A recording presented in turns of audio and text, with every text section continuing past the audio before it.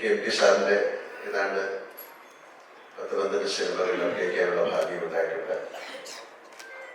ഈ 47 വർഷത്തെ സിനിമാ ജീവിതത്തിലെ ആ യാത്രയിൽ ഞാൻ ചെയ്തിരിക്കുന്ന ഏറ്റവും മനോഹരമായ കഥാപാത്രങ്ങൾ തന്നെയാണ് ആ 12 കഥാപാത്രങ്ങൾ. അമൃതം ഗമയ മുതൽ അവസാനം വരെയുള്ള ഈ ഓളവും തീരും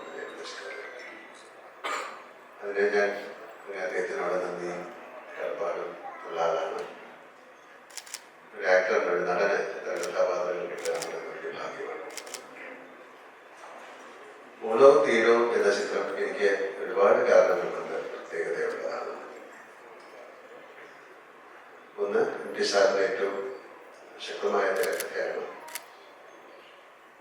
50 വർഷത്തിലേറെയായി ആ ചിത്രം നിർമ്മിക്കപ്പെട്ടിട്ട് അന്ന് തന്നെ വളരെയധികം സംസാര വിഷയമായ ചിത്രമാണ്. സംവിധാനം ചെയ്തിരിക്കുന്ന ശ്രീ PM മേനോൻ സാറാണ്. അതുവരെ മദ്രാസുകളിലെ ഫ്ലോറിലായിരുന്ന മലയാള സിനിമയെ പുറത്തേക്ക് ഔട്ട്ഡോറിലേക്ക് കൊണ്ടുവന്നൊരു ചിത്രം കൂടിയാണ് ഓളവും.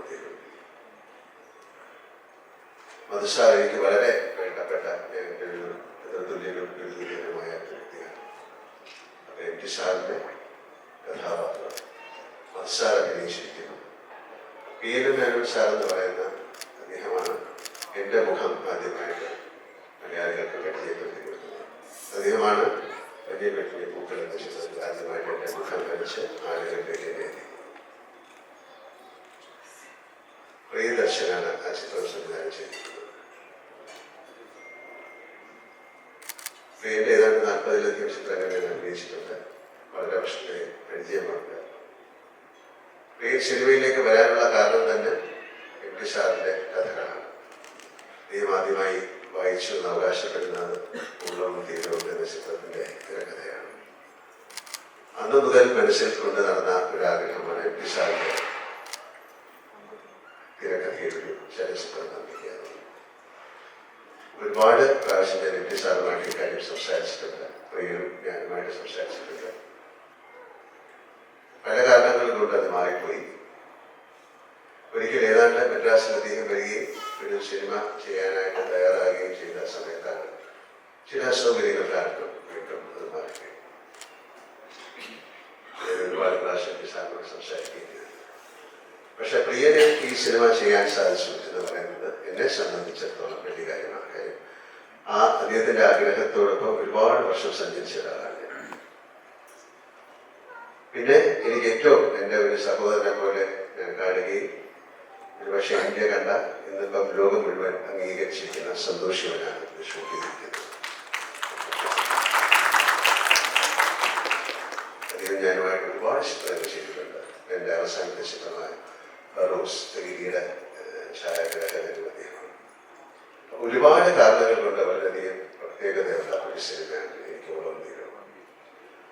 അത് ഇന്ന് റിലീസാകുന്നു. അത് ഒരുപാട് പേരിലേക്ക് ആ ചിത്രം എത്തുന്നു. ആ ചിത്രം മാത്രമല്ല, ഈ ബാക്കി ചിത്രങ്ങളും ഈ മനോരഥം എന്ന ഈ 9 ചിത്രങ്ങളും ആളുകളുടെ ഇടയിലേക്ക് എത്തുന്നു. അത് പ്രേക്ഷകർ 2 കൈയിൽ നീട്ടി സ്വീകരിക്കുന്നു എന്ന് പറയുന്നത് വലിയ കാര്യമാണ്. എനിക്ക് അദ്ദേഹത്തിന് കൊടുക്കാവുന്ന ഒരു ഗുരുദക്ഷിണയായിട്ട് ഞാൻ ഈ ചിത്രത്തെ കണ്ടു. ഈ ചിത്രം ഞങ്ങൾ മധുസാറിനെ കൊണ്ട് കാണിക്കുകയുണ്ടായി. അദ്ദേഹം വളരെ സന്തോഷത്തോടെയാണ് ഈ ചിത്രം കണ്ടത്. അദ്ദേഹം ചോദിച്ചു, എന്തുകൊണ്ടാണ് അന്ന് ഞങ്ങൾക്ക് ഇത് ബ്ലാക്ക് ആൻഡ് വൈറ്റിലൊക്കെ ചിത്രീകരിക്കാൻ പറ്റിയിട്ടുണ്ട്, എന്തുകൊണ്ടാണ് നിങ്ങൾക്ക് അത് കളറിൽ ചെയ്യാത്തതെന്ന് ചോദിച്ചപ്പോൾ തീർച്ചയായിട്ടും ആ ഒരു പഴമ ഉണ്ടാക്കാൻ വേണ്ടിയിട്ടാണ് നമ്മളിത് ചിത്രീകരിച്ചിരിക്കുന്നത്. ആ ചിത്രം കാണുമ്പോൾ നിങ്ങൾക്ക് മനസ്സിലാവും, ഒരു പഴയ ചിത്രം കാണുന്നത്.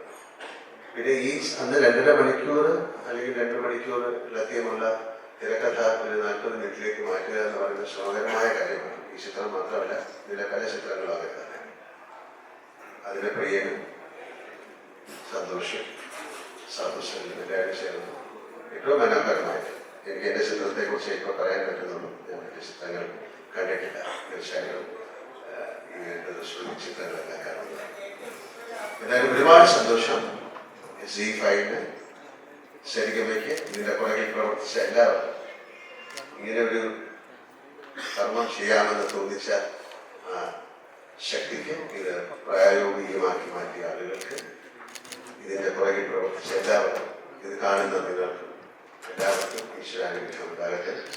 വളരെ സന്തോഷകരമായ ഒരു സാഹചര്യം താങ്ക് യു വെരി മച്ച്.